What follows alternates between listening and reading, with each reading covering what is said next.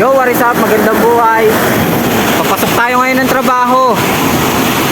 3:02 na rito sa baba. Galing tayo ron sa Mahabang Parang, no. Siyempre ride out tayo ng 2:30. Nagdahan-dahan lang tayo palutong kasi basa yung kalsada. Mahirap na. Baka bigla tayong pumlakda sa kung saan. So yun, papasok tayo ngayon. Ang nakakatakot lang sa sitwasyon na to, pakidlat-kidlat, bagamat wala naman tunog, nakakailang siya Ayan mayat maya Tara, samahan nyo ako, papasok ng aking trabaho. Let's go. Grabe yung ulan kaninang hating gabi. Grabe siya, may kasama pang hangin. Dala ko lilipa rin yung bubong namin. Tapos yung bagsak ng ulan, bigay todo. Tatakot tuloy yung mga bata sa bahay. Ilang oras na lang itutulog ko noon. Ayun, dinirekta ko na lang rin. Pang umaga kasi ko, kadalasan kong pasok is 4 AM, no? Straight duty ako ngayong araw. So hanggang mamaya akong alas 9 dun sa pinagtatrabahuan ko. Dito na tayo sa Muson. Para tayong tsumempo ngayon sa sa bagyo habang hindi pa bumabagsak. Kaya medyo kahit basa yung kalsada, bumibilis tayo ng takbo kasi medyo malayo-layo pa tayo. Nasa 21 kilometer din yung binabiyahe ko tuwing papasok ng trabaho. So sa lahat ng mga papasok dyan, magbibisikleta, ingat kayo. Pero kung wala naman kayong importanteng gagawin sa labas, mas maigi manatili na lang doon. Ilaan nyo na lang sa pagbabanding nyo ng buong pamilya, no? Taytay tayo. Highway 2000 tayo dadaan. Nandito tayo sa Highway 2000. Tatagos tayo ng Floodway, East Bank Road. Grabe yung hangin. Parang itutumbo yung bike ko. Diyos mio, Marimar. Okay, andito na tayo sa traffic light kung saan napakaraming mainitin ng ulo na nakapag-seminar naman, pero ayaw nilang may nagmamandong traffic enforcer. Awit sa inyo. Liligo pa si sir. Isbang road na tayo. Mahabang patag to hanggang sa parating tayo sa Javier Bridge. Grabe, aga-aga pawisan na ako. Sir, good morning. Ingat. No, big salute talaga sa mga katulad kong bike commuter na ipagsapalaran kahit alam naman may bagyo, no? Salute sa inyo.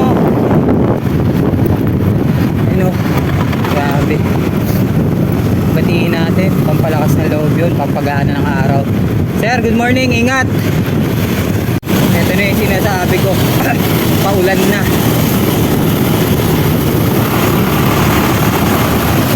Sir, morning, ingat.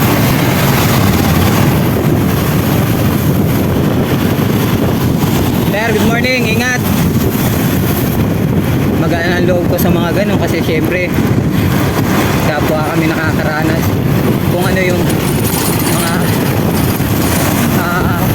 iba't iba pang nangyayari sa kalsada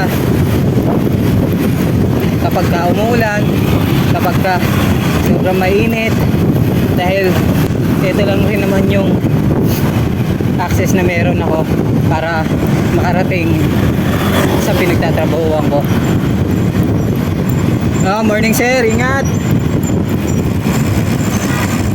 Okay, ligo na tayo rito. Javier Bridge na tayo. Bike lane pa rin tayo. Bahay siya.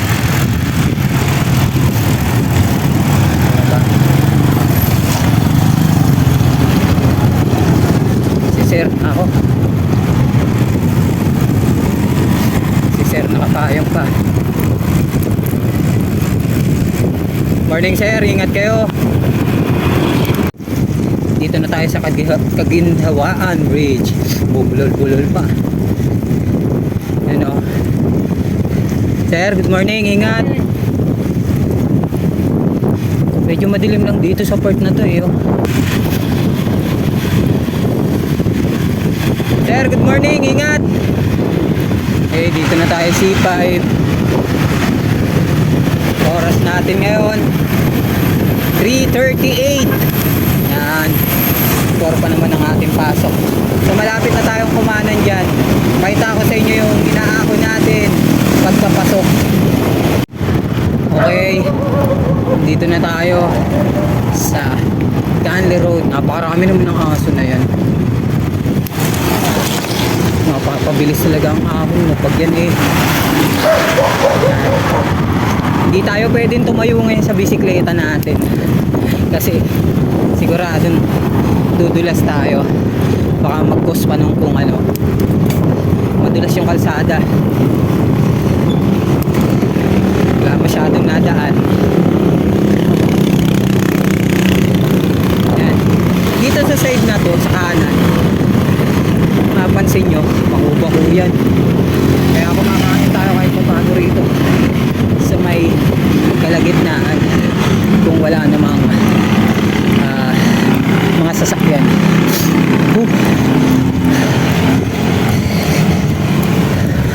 Tumig nyo yung hangin. Hingal, no?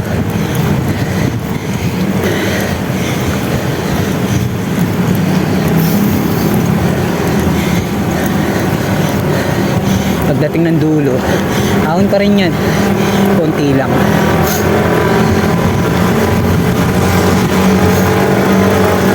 Sir, good morning. Ha?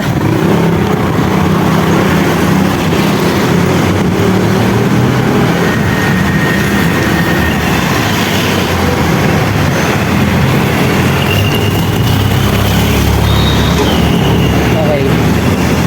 Dito na tayo.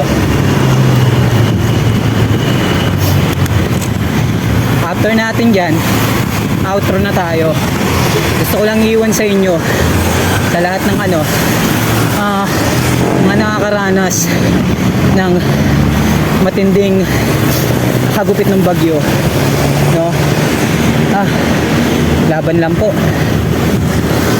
Kasasaan ka't maayos din yan. Kaya naman binigay si Lord na pagsumok sa atin na hindi natin nakayanan. Palagan mo lang. So, malapit na ako sa trabaho ko. Ayan na yung building. Hanggang dito ko na lang tatapusin tong video na to. Ingat sa lahat ng lalabas ngayon. May bagyo. God bless. Peace out.